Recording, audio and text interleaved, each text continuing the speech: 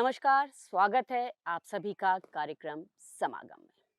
हर बार हम अपने इस कार्यक्रम के जरिए आपको देश प्रदेश की जानी मानी हस्तियों से रूबरू कराते हैं और जानते हैं उनके व्यक्तिगत जीवन के साथ उनके प्रोफेशन से जुड़ी कई बातें।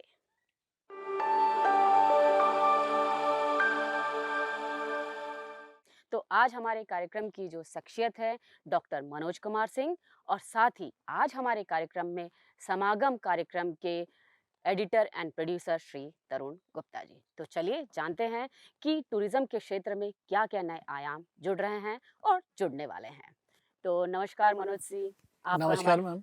आपका हमारे कार्यक्रम में बहुत बहुत स्वागत है, और तरुण जी आपका भी हमारे कार्यक्रम में बहुत बहुत स्वागत है। Thank you. बहुत-बहुत धन्यवाद। Thank you. तो सर, शुरुआत हम करेंगे मध्य प्रदेश के पर्यटन से। मध्य प्रदेश के पर्यटन में आपने कई ऐसी योजनाएँ शुरू करी है जिसमें आपने कई बेरोज़गार लोगों को रोज़गार भी दिया है, और हमारे जो मध्य प्रदेश को दुनिया के मानचित्र में एक नई पहचान दी है। लेकिन इस कार्यक्रम की शुरुआत में हम थोड़ा-सा फ्लैशबैक में ज़रूर जाएँगे कि आपने एमपी टूरिज़्म में आने से पहले आपने कहाँ-कहाँ कौन से विभागों में काम किया है? उस बारे में थोड़ा-सा आप बताइए। काम दरअसल किया से मतलब आपका जो तजुर्बा रहा है, हाँ, आपकी जो एक करियर की जो शुरुआत हुई थी और कहाँ यस, से निकल यस। के आज आप आए हैं और आज आप बहुत ही एक अहम नया एक आपने एमपी टूरिज्म को एक नई दिशा दी है, उसके बारे में बताइए कि शुरुआत कहाँ से हुई? बहुत-बहुत धन्यवाद मुझे इस कार्यक्रम में आप सबके साथ शामिल होने के लिए। और मैं आपको बताना चाहता हूँ कि मैं शिक्षक हूँ और जी, मैं प्रोफ़ेसर हूँ।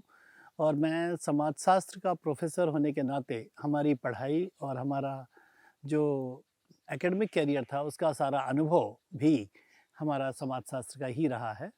और उसके बाद रुचि के साथ हमने ए एक डीपीआईपी प्रोजेक्ट आया था मध्य प्रदेश में, जी, जी। उसको मैंने जॉइन किया।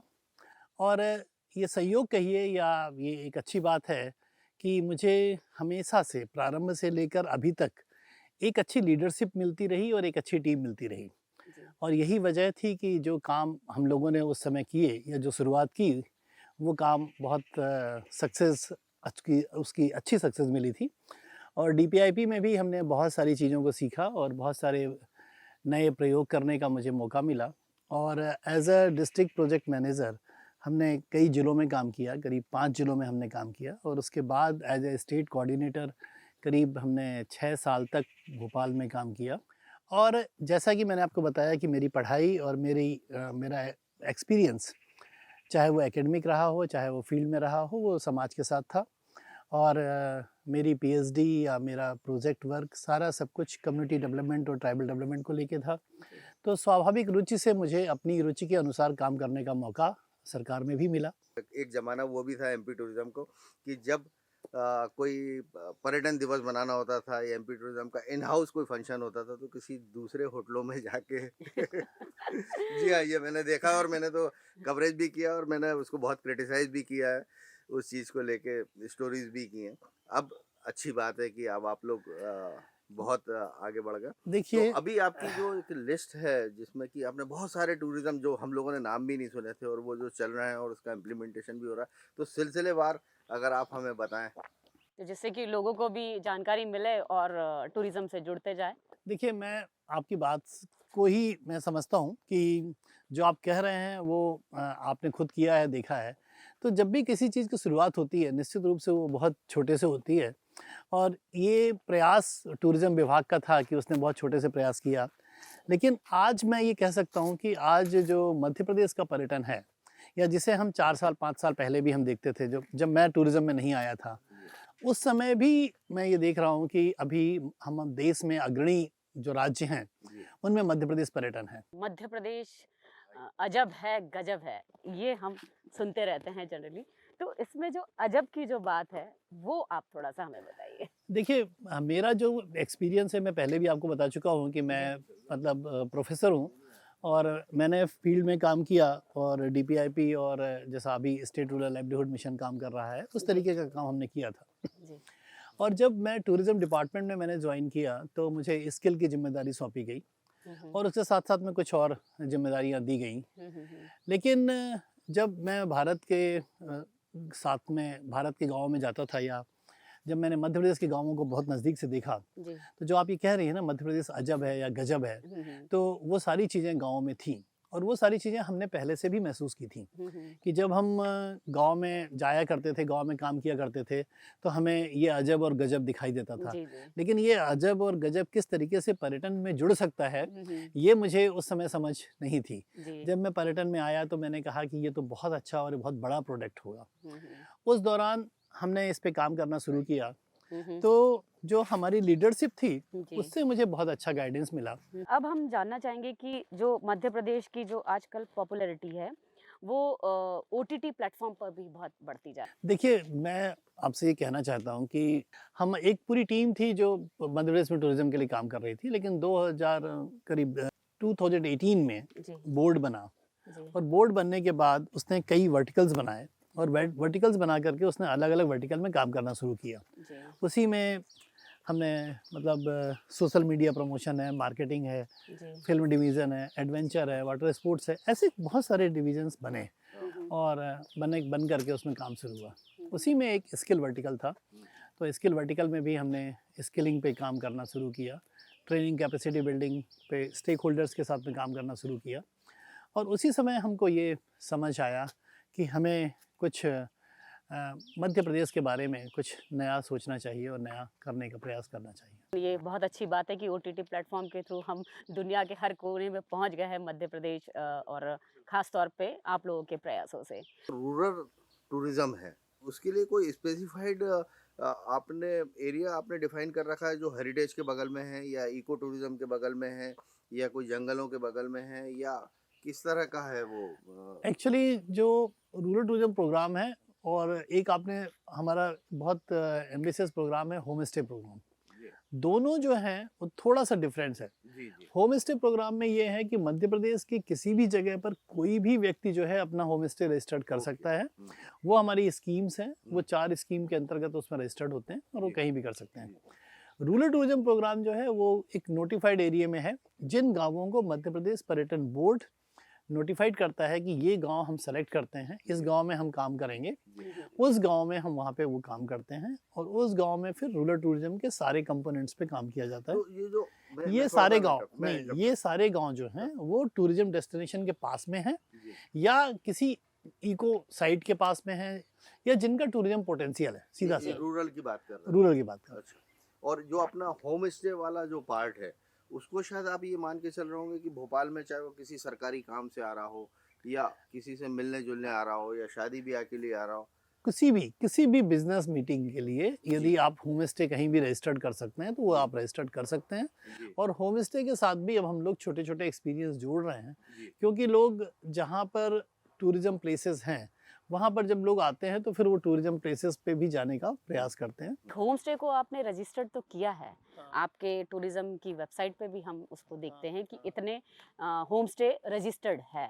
लेकिन सर इसमें आपको एक चीज़ ज़रूर जोड़नी चाहिए कि लोग अगर अपना रिजर्वेशन कराते हैं या बुकिंग करते हैं तो उसमें एमपी टूरिज्म के साथ जुड़कर अगर वो अपनी बुकिंग्स करें तो शायद इसका फ्लो अच्छा बढ़ेगा, क्योंकि लोग उसको देखते तो हैं लेकिन वो लोग उसको बुकिंग नहीं कर पाते हैं। देखिए देखिए हमारा प्रयास ये है कि ये होम स्टे है, होम जी। स्टे व्यक्तिगत रूप से संचालित होते हैं, बिल्कुल। और इनमें डाइवर्सिटी बहुत ज़्यादा है, तो उनको हम प्राइसिंग में और रूम के उसमें हम एक सीमा में नहीं बांधना चाहते हैं। जी। हम ये चाहते हैं कि हमारी वेबसाइट पे उनकी लिस्टिंग है, उनके फ़ोन नंबर्स लिखे हुए हैं, और होम स्टे बहुत बहुत ही निजी और बहुत ही व्यक्तिगत मामला है, जी। तो आप उनसे डायरेक्ट बात करें, और बात करके फिर आप और दोनों संतुष्ट हो जाएं, और उसके बाद आप अपना रिजर्वेशन करा लें। और अब प्राइसिंग पे हम वर्कशॉप जरूर कराते हैं, कि प्राइसिंग बहुत टेक्निकल मुद्दा होता है, तो इन पे हम लोग हर साल एक वर्कशॉप रखते हैं मार्केटिंग, प्राइसिंग और प्रमोशन पे, तो हमारे होम स्टे ओनर वहाँ पे इकट्ठे होते हैं, तो एक तरह से वो होम स्टे मीट जैसा होता है ऑनर्स का, और वो फिर वहाँ पे अपनी प्राइसिंग, प्रमोशन और स्पेस पे चर्चा करते हैं। सर आपके जो डिजिग्नेशन है उसमें स्किल हाँ डायरेक्टर, हाँ। तो आपके डिपार्टमेंट की अपनी क्या एक क्योंकि आप रजिस्टर्ड तो कर देंगे, ऑब्वियस सी बात है कि अगर कोई स्किल्ड नहीं होगा तो वो हम चीज रन ट्रेनिंग नहीं कर सकती। नहीं, हम ट्रेनिंग करते हैं। अच्छा, हाँ। किस तरह का रहता है जिस तरह की क्या देखिए, क्राइटेरिया है ट्रेनिंग के लिए? नहीं, हम होम स्टे ऑनर्स के साथ में जो है वो अलग-अलग प्रकार की ट्रेनिंग करते हैं और ऑनर्स के लिए और उनके यहाँ पे रहने वाले लोग केयरटेकर्स के लिए हमारे अभी हर महीने कोई ना कोई ट्रेनिंग प्रोग्राम चल रहे हैं। तो ये आपकी जो योजनाएं हैं, ये एक जो सरकारी जो अपना चला आ रहा है, तंत्र जो चला आ रहा है, उसमें बड़ा मुश्किल होता है सब उसमें घुसना। आपके यहाँ कितना आसान है या कितना मुश्किल है किसी को अपने आप को रजिस्ट्रेट करना? मुझे नहीं लगता कि दूसरा कोई भी एग्जाम्पल कहीं पे भी है वर्ल्ड में कि आप अपना होम स्टे रजिस्टर्ड करना चाहते हैं और आप रजिस्टर्ड करने के लिए पेपर लेके बैठे और जैसे ही आप अपना कंप्यूटर बंद करेंगे तो आपको एक सर्टिफिकेट ऑटो जनरेटेड सर्टिफिकेट मिलेगा कि आपने आपका होम स्टे रजिस्टर्ड कर लिया। जी और उसको फिर हम 3 महीने के अंदर हमारी टीम विजिट करती है, फिजिकल वेरिफिकेशन करती है उसका और उसके बाद हम उसको फाइनल सर्टिफिकेशन दे देते हैं। तो सर यहाँ हम एक छोटा सा ब्रेक लेते हैं और ब्रेक के बाद हम और भी बहुत सी बातें करेंगे कि एमपी टूरिज्म बोर्ड दुनिया के हर कोने में पहुँचने के लिए और क्या-क्या योजनाएं बना रहा है। Thank you.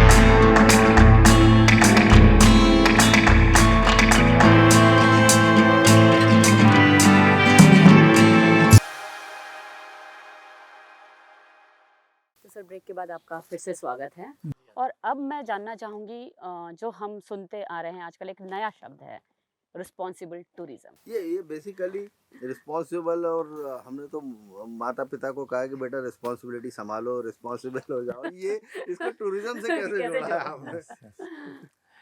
देखिए जब टूरिज़्म होता है, जब टूरिज़्म की शुरुआत होती है तो टूरिज़्म में ये तमाम सारी चीज़ें शामिल होती हैं कि उसके कुछ अच्छे इफ़ेक्ट होते हैं, उसके कुछ ख़राब इफ़ेक्ट भी होते हैं। तो टूरिज़्म को ज़िम्मेदार बनाना या टूरिज़्म को ये कहना कि अब आप रिस्पॉन्सिबल बनो, जो आप कह रहे हैं अभी जी, जी, कि माता-पिता बच्चों को कहते हैं, वही चीज़ टूरिज़्म डिपार्टमेंट कह रहा है अपने स्टेक होल्डर्स के साथ में जी, जी। कि आप रिस्पॉन्सिबल बनिए। तो रिस्पॉन्सिबल बनने में ये है कि टूरिज़्म डिपार्टमेंट को या टूरिज़्म एक्टिविटीज़ को लोकल की कम्युनिटी के लिए भी रिस्पॉन्सिबल होना चाहिए और लोकल के एनवायरनमेंट के लिए भी रिस्पॉन्सिबल होना चाहिए। जी लोकल के एनवायरनमेंट के लिए रिस्पॉन्सिबल होने का मतलब ये है कि आप इतना प्रदूषण ना फैलाएं कि वहाँ पर पूरी जगह प्रदूषित हो जाए और फिर वहाँ पे हमारे लिए समस्या खड़ी हो जाए, चाहे वो कैरिंग कैपेसिटी को लेकर हो, चाहे वो मतलब वेस्ट मैनेजमेंट को लेकर के हो। दोनों तरह, तीनों तरह, सभी तरह की चीज़ों में हमें प्रदूषण को रोकना होगा। दूसरा, हमें कुछ ऐसे काम करने होंगे जिससे कि हम वहाँ के प्रदूषण को ज़्यादा रोक सकें और वहाँ पे अच्छी एक्टिविटीज़ को हम उसमें शामिल कर सकें। जी तो एनवायरनमेंट को अपने बचाने के लिए और अच्छा करने के लिए, बढ़ाने के लिए आपको जो काम करने हैं, जो ज़िम्मेदारी समझनी है, वो टूरिज़्म के लोगों को जब हमें समझनी होगी, हम लोगों को समझनी होगी, तो उसे हम रिस्पॉन्सिबल टूरिज़्म कहते हैं। इसी तरह से कम्युनिटी के प्रति जो हमारी ज़िम्मेदारी है कि उन्हें अच्छे संस्कार मिलें, उनका संस्कृति उनकी मतलब डिस्टर्ब ना हो और बची रहे, अच्छे से रहे। दूसरा, सामाजिक प्रभाव उनके ऊपर अच्छे पड़ें ताकि वो अच्छी चीज़ों को सीख सकें और अच्छी चीज़ों को आगे लेके जाएं। और तीसरा, उनका आर्थिक विकास हो, क्योंकि आर्थिक विकास एक महत्वपूर्ण मुद्दा है और इसमें जो ऐसा वर्ग जो जिनका इंक्लूज़न नहीं हो पाता है, जैसे महिलाओं का इंक्लूज़न नहीं है टूरिज़्म में, या कुछ ऐसे लोगों का जो लोग टूरिज़्म की मुख्य धारा में शामिल नहीं है और उनको उससे फ़ायदा नहीं मिल रहा है, उन लोगों को उसमें शामिल करने का प्रयास किया जाए। ये हमारा उसमें उद्देश्य है। तो सर यहाँ आपको अपना एक एक्सपीरियंस ज़रूर याद आया होगा एनआरएलएम में रहने का, और जो स्व सहायता समूह की जो महिलाएं हैं, बड़ा बिल्कुल। एक हाँ, मदद मिली होगी जो हाँ, आपका पास्ट डिपार्टमेंट यस, था यस। आपका। तो वो मैंने कैसा अनुभव आपसे रहा? पहले ही बताया कि हमने वहाँ पे इन सारी चीज़ों को सीखा था जी, जी। और फिर उसको हमें यहाँ पे टूरिज़्म डिपार्टमेंट में कल्चरल ज़ोन होने की वजह से, कल्चरल एक्सपीरियंस बहुत अच्छे होने की वजह से वो चीज़ें इम्प्लीमेंट करने का मौका मिला। और यहाँ पर मैं आपको ये बताना चाहता हूँ कि हमने केरला से हम इंस्पायर हुए थे। जी। केरला में रिस्पॉन्सिबल टूरिज़्म मिशन चल रहा था। हाँ, वहाँ से हमने इस चीज़ को सीखा और हमें भी लगा कि हमारे प्रदेश में भी रिस्पॉन्सिबल टूरिज़्म होना चाहिए और हमारी लीडरशिप ने उसको एक्सेप्ट किया और उसमें नए आयामों को जोड़ करके नए तरीक़ों से और अपने प्रदेश की परिस्थितियों के आधार पर जी। नई नीतियों को शामिल किया और उसके बाद में हमने उसको सर, शुरू केरल किया। की आपने बात कही है तो केरल में एक बड़ा पॉपुलर है पंचकर्म, जी, जो जी। अक्सर हम देखते हैं केरलाइट्स जो है। तो क्या हमने उसका भी कुछ अडॉप्ट किया है अपने टूरिज्म में? हम लोगों ने अपने टूरिज़्म के सभी आयामों में वेलनेस टूरिज़्म को अडॉप्ट किया है जी। और हमारे जो प्रिंसिपल सेक्रेटरी सर हैं अभी श्री शिवशेखर शुक्ला साहब, जी, उन्होंने इसको बहुत अच्छे तरीके से हम लोगों को करने के लिए बोला है। जी, जी। तो ये रूरल टूरिज़्म में भी हो रहा है और ये जो अर्बन एरिया में या टूरिस्ट प्लेसेस पे हमारे होटल्स हैं, जी, वहाँ पर भी ये सारी चीज़ें शुरू हो गई हैं। जी, हम लोगों ने कुछ 2-3 बड़ी कंपनियों के साथ में समझौते भी किए हैं, जी, जिसमें जी। हमारे कॉर्पोरेशंस के जो होटल हैं, जी। वहाँ पर ये सुविधाएँ दी जा रही हैं। हमारे मध्य प्रदेश में अभी भारतीय प्रवासी दिवस को बहुत ही ज़ोर शोर से मनाया गया और बड़ी ही पब्लिसिटी भी मिली है उसे, और एमपी टूरिज्म को खास तौर पे बहुत सराहा गया। दरअसल मैं आपसे ये कहूँ कि ये बहुत ही बड़ी माने परीक्षा का समय था मध्य प्रदेश पर्यटन के लिए। हमारे प्रिंसिपल सेक्रेटरी सर के नेतृत्व में जी। और हमारी मंत्री महोदया के नेतृत्व में जो ऊपर की टीम काम कर रही है, जिसमें हमारे एएमडी हैं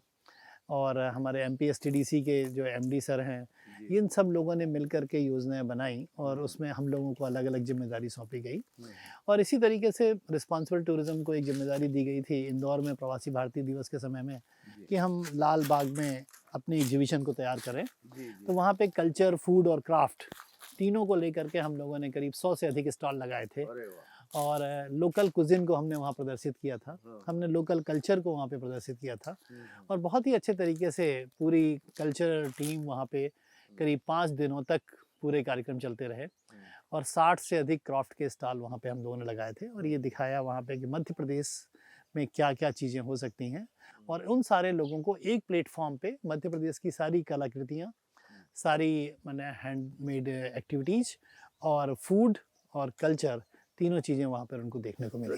कहने का मतलब कह सकते हैं कि एमपी टूरिज्म है तो एक विभाग जैसे जो कि पहले कभी लोग आते थे, चेक इन करते थे, रहते थे और शाम को सुबह आके और अगले दिन चले जाते थे, और अब आज की तारीख में बहुत सारे डिपार्टमेंट्स को लेकर आप चलते चले जा रहे हैं और काफ़ी उपलब्धियां भी प्राप्त हो रही हैं।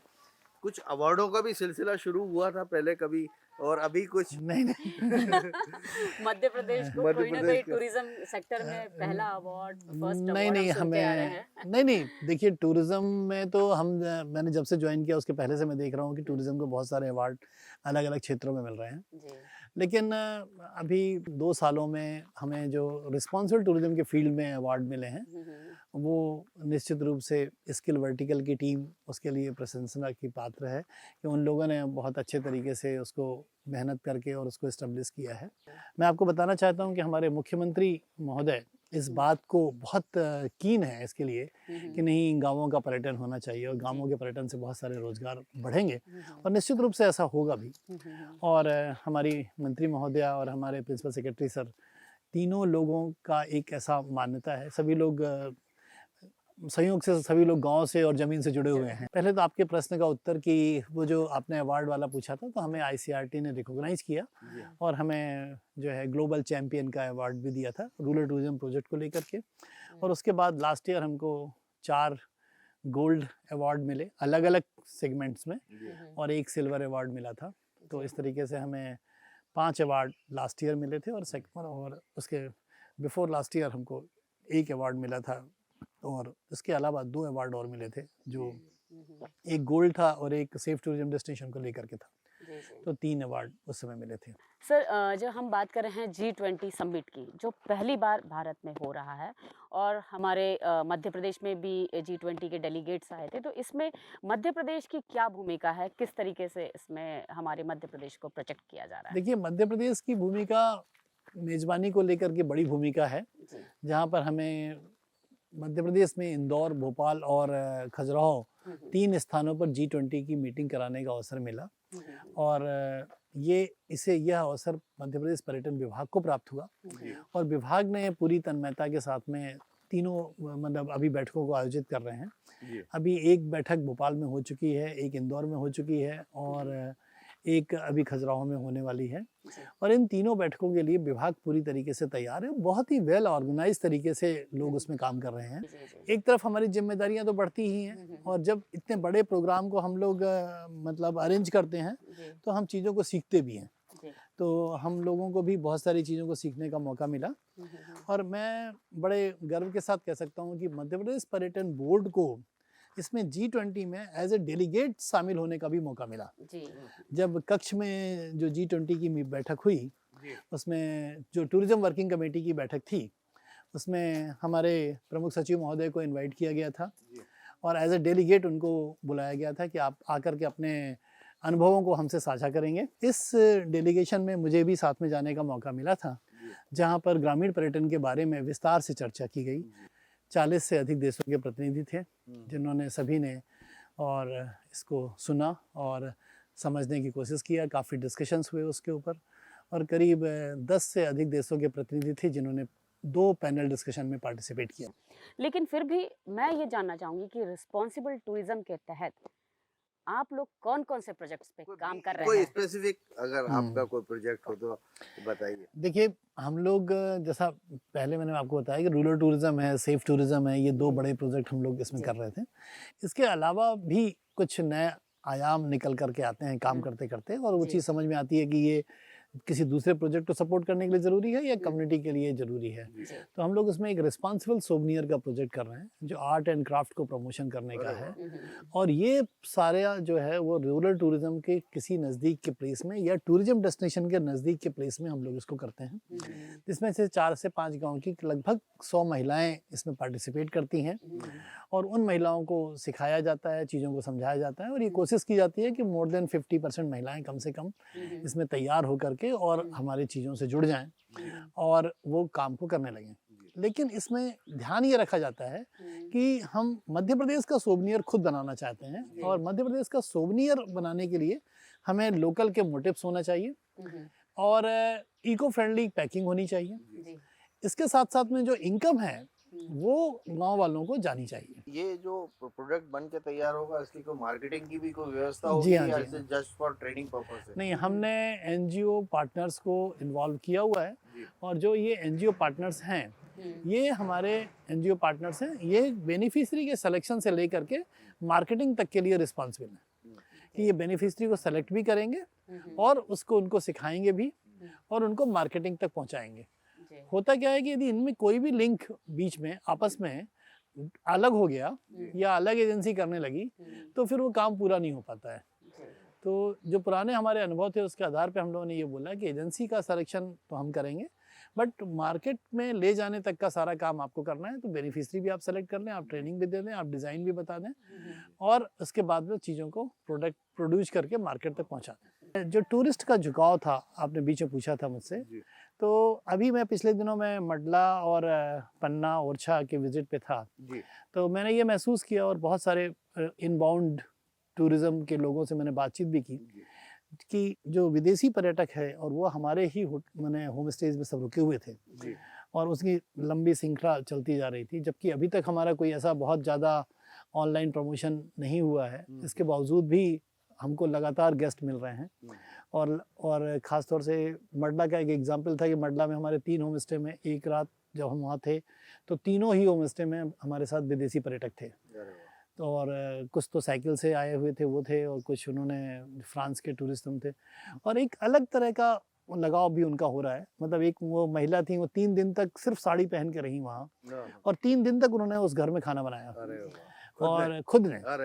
तो जो इस तरह की जो लाइकिंग है ना, वो हम समझ नहीं पाते हैं कि हमारा खाना बनाना भी किसी के लिए टूरिज्म है, या हमारे कपड़े पहनना भी किसी के लिए टूरिज्म है। तो ये जो एक्सपीरियंस की जो ये कड़ी है ना, वो होम स्टे प्रमोशन में बहुत फ़ायदेमंद हो रही है। सर, रूरल टूरिज्म की इतनी बातें हुई, सस्टेनेबल टूरिज्म की बात हुई, होम स्टे की बात हुई, तो आप भी हमारे इस जो हम महुआ हाउस होम स्टे में आप आए, यहाँ हम आपका इंटरव्यू ले रहे, इस बारे में आप बताइए कि इसको आप किस श्रेणी में मानते हैं? महुआ हाउस मतलब ऐसा नहीं है कि मैं यहाँ पे आया हूँ इसलिए मैं कह रहा हूँ। महुआ हाउस एक बहुत बड़ा इन्वायरमेंट पॉइंट है, और इन्वायरमेंट के दृष्टिकोण से ये बहुत अच्छा है।